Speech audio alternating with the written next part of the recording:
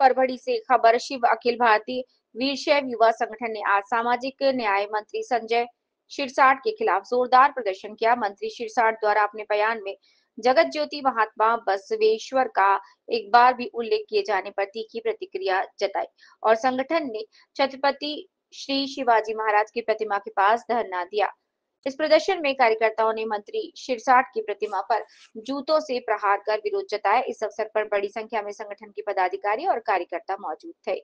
इस अवसर पर संगठन के प्रदेश महासचिव धन्य कुमार शिवकरण ने कहा, जगत ज्योति महात्मा बसवेश्वर पूरे समुदाय के लिए प्रेरणा स्रोत हैं। संगठन ने चेतावनी दी, यदि मंत्री शिरसाट जल्द से जल्द सार्वजनिक रूप से माफी नहीं मांगते तो राज्य भर में एक जोरदार आंदोलन शुरू किया जाएगा।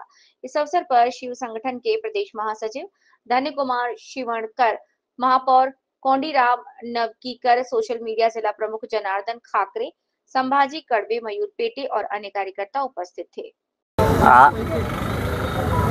आज परभणी येथे छत्रपती शिवाजी महाराज पुतळा परिसरामध्ये शिवा संघटनेच्या वतीनं संजयजी शिरसाट यांचा जोडेमारो व त्यांचा पुतळा दहनाचा कार्यक्रम या ठिकाणी निश्चित करण्यासाठी शिवा संघटनेच्या वतीनं आम्ही घेतलेला आहे।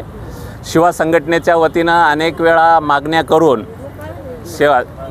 जगतज्योती क्रांतीसूर्य महात्मा बसवेश्वर आर्थिक विकास महामंडळ हे महाराष्ट्र शासनाकडून मान्य करून घेतलेलं आहे आणि त्याच्या अनुषंगानं विधान परिषदेमध्ये इद्रिस नाईकवाडी आमदार यांनी प्रश्न उपस्थित केला होता की क्रांतीसूर्य जगतज्योती महात्मा बसवेश्वर आर्थिक विकास महामंडळाअंतर्गत वीरशैव लिंगायत समाजाच्या सर्व बांधवांना त्याचा लाभ होणार का।